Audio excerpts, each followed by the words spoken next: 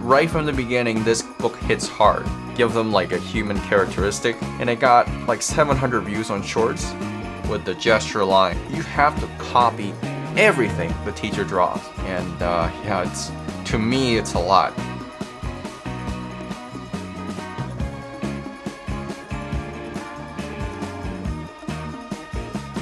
Hey guys, welcome to What I Drew This Week, the show where I show you what I drew as a beginner artist with 6 months of experience in drawing. I work in digital and traditional formats. I will go over my personal sketches as well as studies from art books and courses that I did this week. You can find the timestamps to each section below. So these are some sketches I made off of reference images online, and I find that drawing from a reference is a lot easier, but then you learn a lot less because you're just covering the outlines of these animals. But you know, it's a useful activity to do, and I do recommend it. And I want to keep going here. And these are what I did from the zoo. When I went that one morning, there was not a lot of animals out because most of them were sleeping, and that's what I could find. Turtles were out, birds were out, and I think this is a mandrill. Mandrill was out. So I did a sketch of him, and then did the camels, and then I did a tiger. This is the first tiger. My local zoo has 2 tigers, so I did both of them, and they were both kind of in the sleeping position. This was my first warm-up, and then I filmed myself sketching this second tiger, and it got like 700 views on Shorts, and I was kind of proud of it because I never got much success with posting my videos online, and that's the most view I have ever had. And that might be kind of sad, but it's worth a celebration for me. So I think that's it for this sketchbook. So let's move on to the second one, and I will warn you this is more rough before we get to the more polished stuff with the digital side and copying from art books. So here we go. So this is the second art book. I started drawing these forms when I was at the Children's Museum with my daughter. It's just some basic blocks. I find that doing stuff like this really helps with understanding perspective.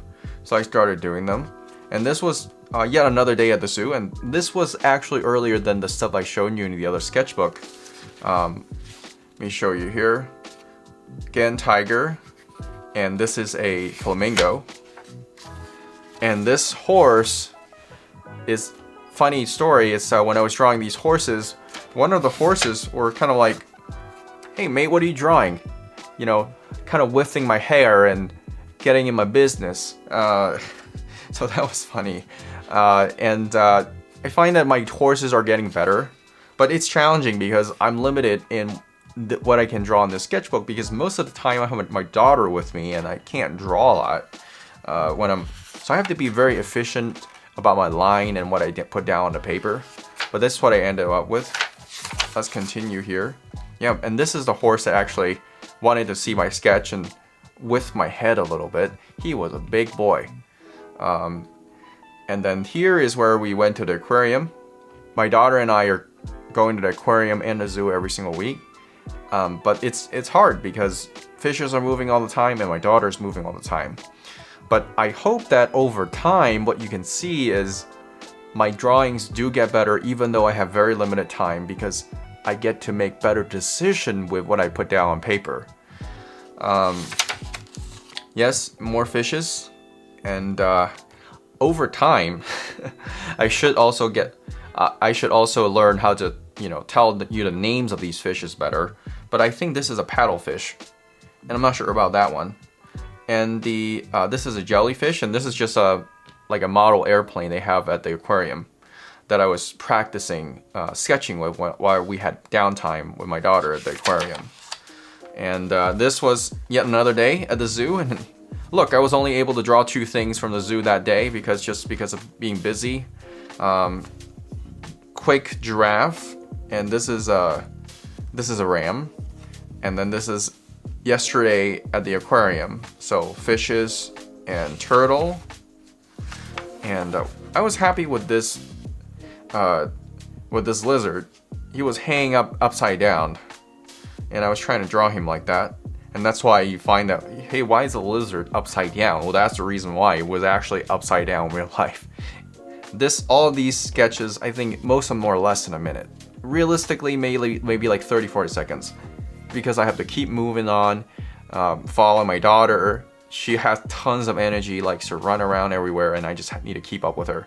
And that's the reality. You know, you got to be keeping up with your kids. And then we have a shark, and big fish, sea turtle, stingray. Just real quick. I was planning to do all the sea lion, but the sea lion wasn't out, so I was kind of bummed yesterday. But what can you do? You can't force them to do anything they don't want. So yesterday was a day that decided they wanted to stay up on land, and they didn't swim out in the tanks for us. So there's nothing I can do here. And that's, guys, like basically all of the traditional sketches that I did for this week. So let's move on to my digital stuff. Alright guys, moving on to the digital side. So for all my digital sketches, I mainly use one app, and that's the Concept app because it has an infinite canvas. We're gonna go to what I sketched this week, and I started off with doing some perspective practice, drawing some buildings, and this is like a famous building in China. Then I started off interesting geometric shape and different perspective lines, and this is one by my favorite architect that passed away, Zaha Hadid. And I practiced with that, and then I went on to practicing some vehicles, drawing a BMW and a helicopter, trying to, I drew cars and helicopters as a kid before, but I never know anything about perspective. So this is a chance for me to apply a little bit of what I know about two-point perspective and proportions into drawing vehicles. And I find that, even though these are not perfect, they're more realistic than anything that I've ever done. So, you learn stuff and you apply it, and you feel satisfied. And that's, I encourage anybody to just pick up more knowledge and practice it and applying to the stuff that you draw. And these two is, me trying to apply what I know about animals and cats, and maybe humanify them a little bit, give them like a human characteristic. You can see this one is with a task fork and with a hat, and this cat is he's working at a desk somewhere, right? So so I use some reference images and then like human poses and try to transpose those two. Eventually I do hope to be able to draw them completely from memory, but we're not there yet, right? So, and also this is another card that I drew for practice for digital. Yep, and there you can see. It's just a work in progress. The perspective lines, I'm learning to be more and more aware of them, but they're obviously not perfect. And then this is a face. I really need to work on my faces. They're not good. So, more practice, more classes is my plan, and then a random mouse in there. Sometimes I just need to do some other stuff to break it up.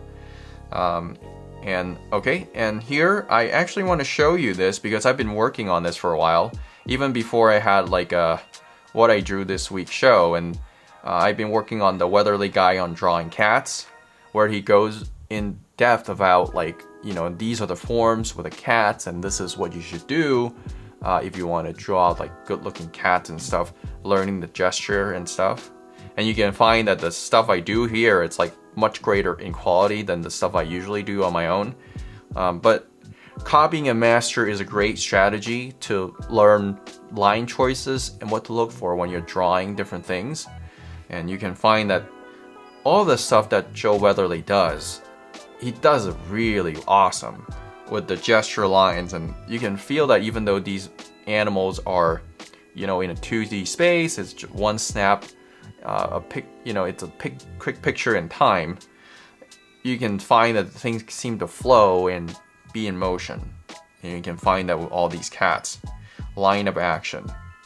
He talks about that, right? And then you're going into like the different ways of drawing it. Rhythm, difference between rhythm and gesture. Rhythm is different variations between the lines on both sides. So some on one side you have a line going like this, and then on the bottom here the rhythm goes in different ways. In some ways, it's like a poetry. You give some and you take some, and it's like an ongoing relationship. And the key to a good drawing is to master those relationships. Yes, and then you can find that it's more gesture practice. You know, getting a nice gesture lying through and then building the whole figure on top of it tends to give the drawing most dynamics and make it so it's like moving.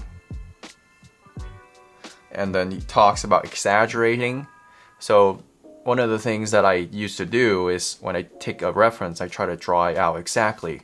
But what he recommends is to actually break it up, you know, and add in your own ideas. Add in your own ideas to make the reference even better, more dynamic, flow better. And I didn't think of that as a beginner artist. I was like, well, if I just copy the reference perfectly, I'll be a good artist, right? No, that's not how it works. And then here we're gonna do more gesture practice with cats and stuff. So I think that's the end of the work that I did with that book.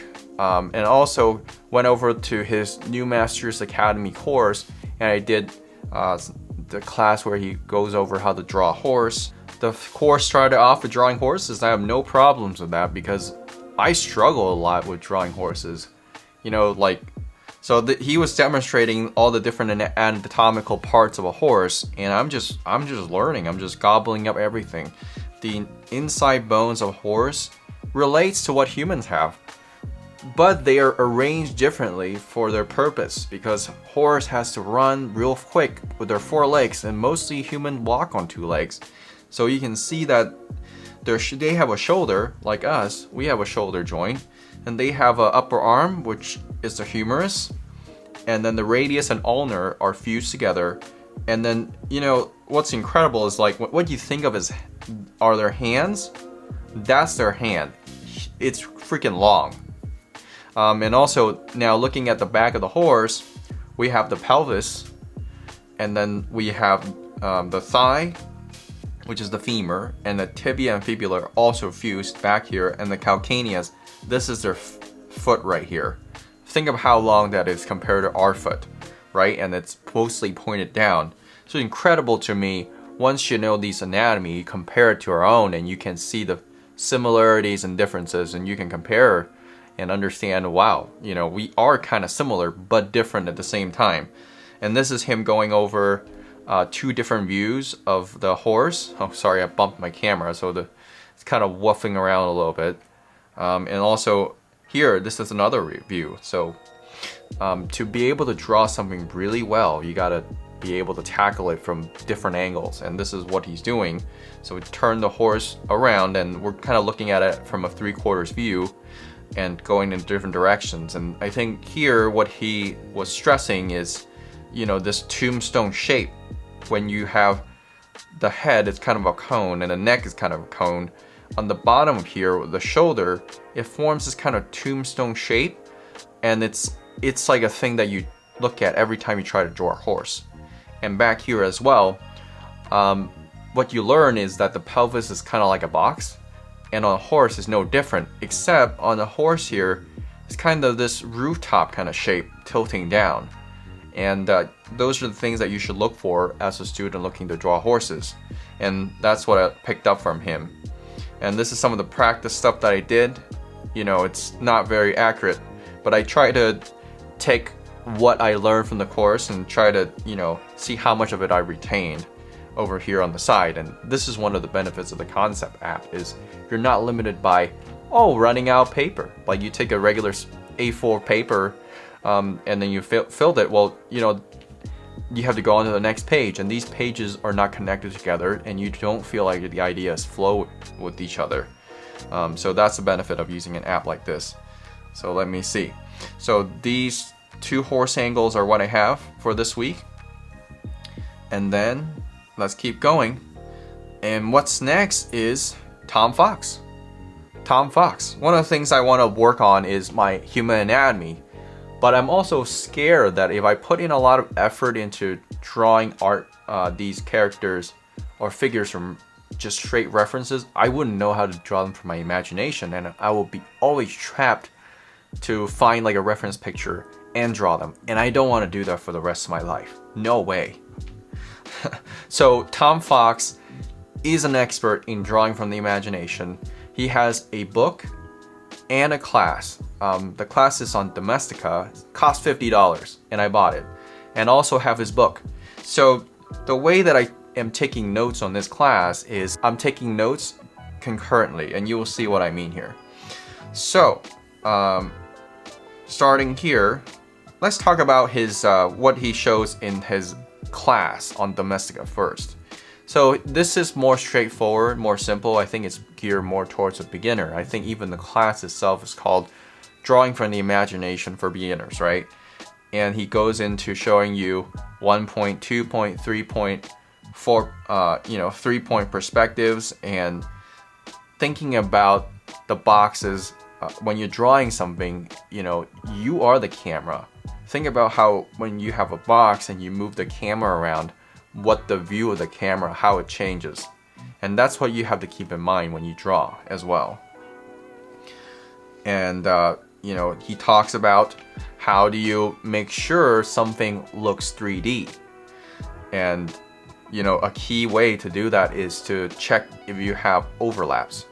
When figures don't have overlapping, then it's very hard to tell they're in 3D. But when you have overlapping shapes like this, it does pop out a lot more, and he does have a point. And the second point is you have to make sure to ask yourself, does my figure have 3 sides?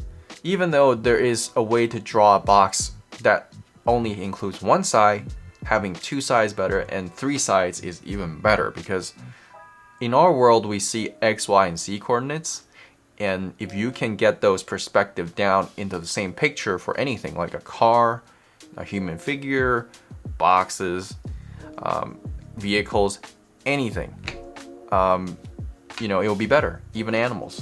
So you can demonstrate, see, this is just a cutout. It's not 3D at all, but if this cutout is, you can see it from the top, sides, and this side as well. Well, gee, it kind of looks 3D, right? So, and that is his point.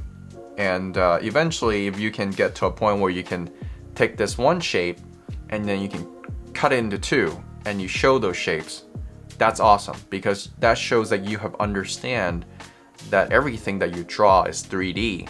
And that's something, that's hard for me to grasp as a beginner artist, but that's something I'm desperate to learn. And then this point that he starts to get into is, well, you take something flat, but how do you make it 3D, right? So what you can do is to add different planes onto it. And then you see that just by adding some simple planes on the same flat figure, things start to pop out. And you can see that it does look a lot better. Okay, and here, let's go on to when he talks about how to draw a box mannequin. He shows that. And by the way, all of these I draw like when I watch the course, because for these art courses, it's just not enough to just watch. You have to copy everything the teacher draws, okay? Everything they draw. And every single line you see, you try to draw it on your paper. And this goes for art book as well, So drawing this skeleton he was demonstrating, this is a very complex way for a beginner to learn anatomy, because you have a lot of different shapes here. And the human mind has a tough time breaking down these shapes, and chances are you're not going to remember this at all, right? If I tell you to study this for a week and I give you a quiz on how do you manipulate this or even replicate it, a lot of people, including myself, have a hard time drawing it. So what he recommends is to actually break this shape into different boxes like this. So we have a box for the head, a box for the torso, and then a box for the pelvis. And then we have a cylinder for the waist, a cylinder for the legs, and then we have, the leg and then the feet, and all that, you know. And yes, so if we can remember this basic mannequin, we can manipulate it easily. So then, you know, that's what we should strive for. And yeah, and then he goes on to showing you, hey, you can develop an advanced skeleton here.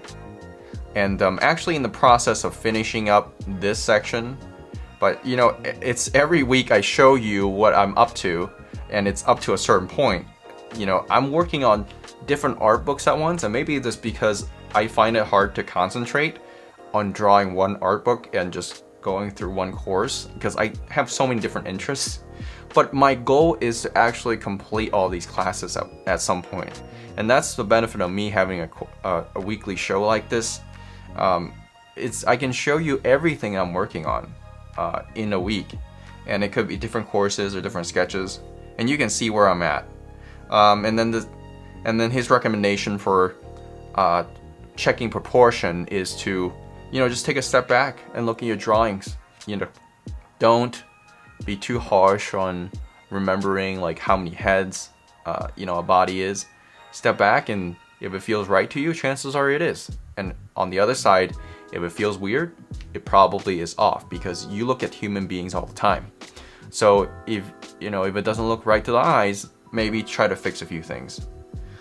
And he talks about the difference between a male and a female. You know, and then for a female, you get a wide waist, a wide hip, and then a narrow waist.